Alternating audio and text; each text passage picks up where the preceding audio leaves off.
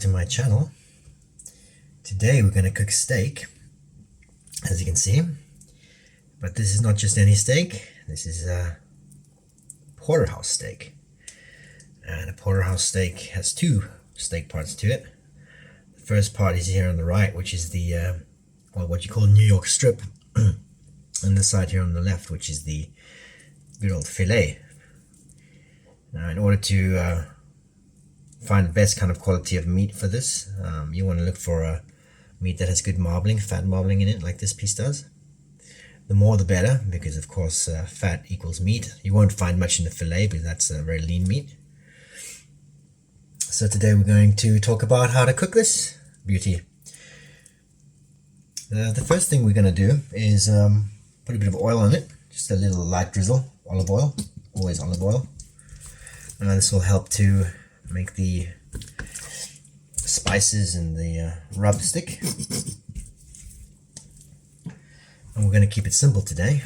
Since there's a lot of fat in this meat, we don't really need to put too much on it in terms of seasoning.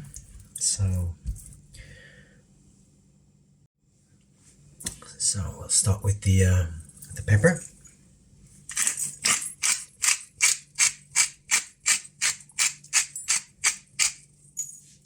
I'll put some salt.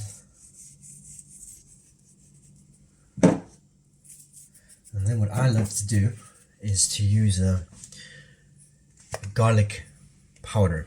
I find that the garlic powder is very potent and really gets into the meat. And I do this about an hour or two before I cook it. Yeah, I also put real fresh garlic. But I find that even if you cook the meat in fresh garlic, the garlic powder, it still gives that extra kick, which I really like. Yeah.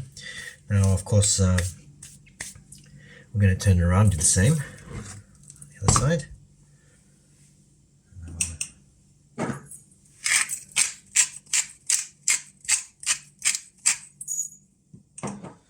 Salt. And then the garlic powder. Of course, I'm going to be adding the rosemary and some thyme a bit later on when we get close to cooking. What I like to do is, of course, just pat that down on the fat side, just kind of catch up any leftover seasoning. Don't waste anything.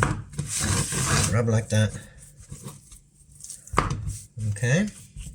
Now we're going to let this sit for an hour or two, and then we're going to get down to cooking. But basically, this is how it looks.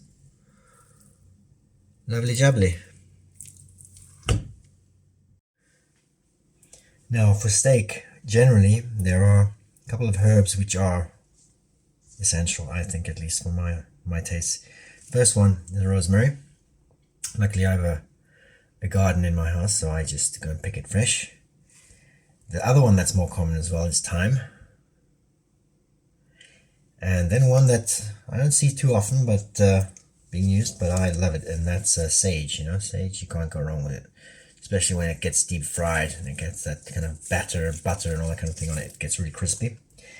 And then, of course, I like to add a bit of chili, seasoned to taste and heat. And then some fresh garlic, which I just crack, and I throw it in there with the steak. So by the time the steak's cooked, it's also cooked. So these are the 5 key herbs that I use and veg. So yeah, let's see. Okay, so welcome back, everybody. Now, excuse the bad sound, but we have a bit of a windy day today. So here we are with the porter steak that we seasoned up a while ago. Now's the time to cook it. The first thing I do, put it on a very, very, very hot plate. The plate has to be very, very hot. You want to hear it sear. It doesn't make a sound like that. Take it off, put it back on once the heat is up.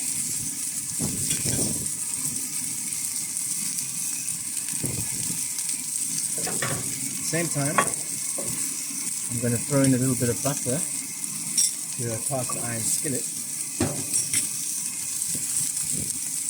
I'll throw in some onions or shallots, whatever you have. I'll throw in all the herbs we had before. Garlic. And I'll let that fall in love. Okay, I'm going to use this later to baste the steak. Yeah. Put that up there.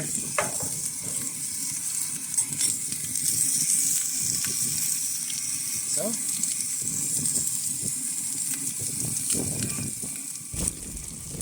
So this is what our little base sauce looks like. Basically it's just butter with herbs, garlic, onion, thyme, rosemary. Butter is one of the best friends of steak. No matter what steak you cook, butter is a beautiful ingredient. Okay, so we're just going to let that simmer on the side. Okay, so a couple of minutes have passed, and we're going to turn around the steak. Yeah,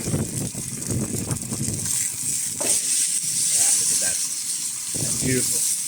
Caramelization, exactly what we're looking for.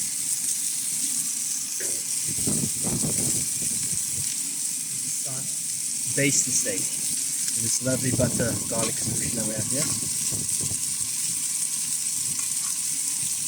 Basting is important.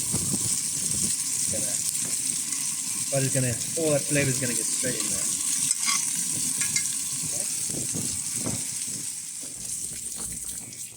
Okay, so let's get some of the fat as well. Pour the fat part. It's fat. Get that caramelized as well. Butter.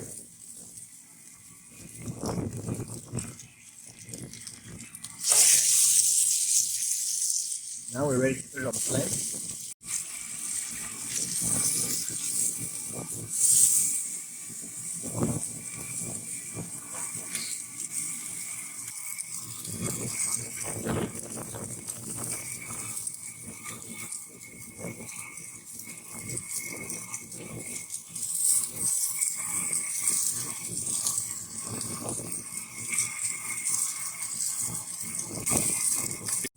And now that we've turned it around, what I like to do is add on a little bit of whiskey to give it that hot and tart flavor.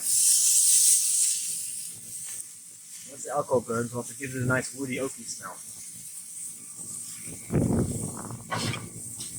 Okay, so I want to make sure we can't get this fat onto the caramelizing as well, so what I'm going to do is turn it on the side.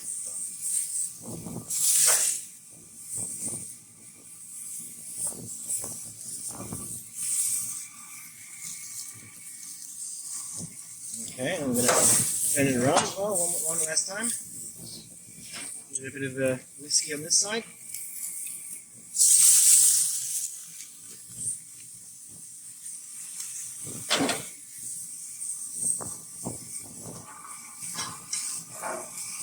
Give it one last base with the butter.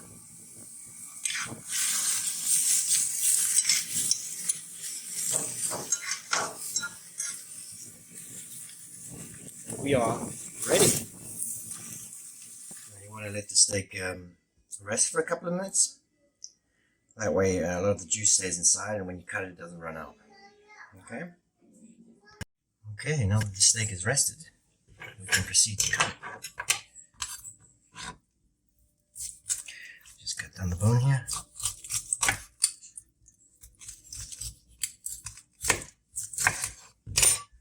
So this is the New York strip.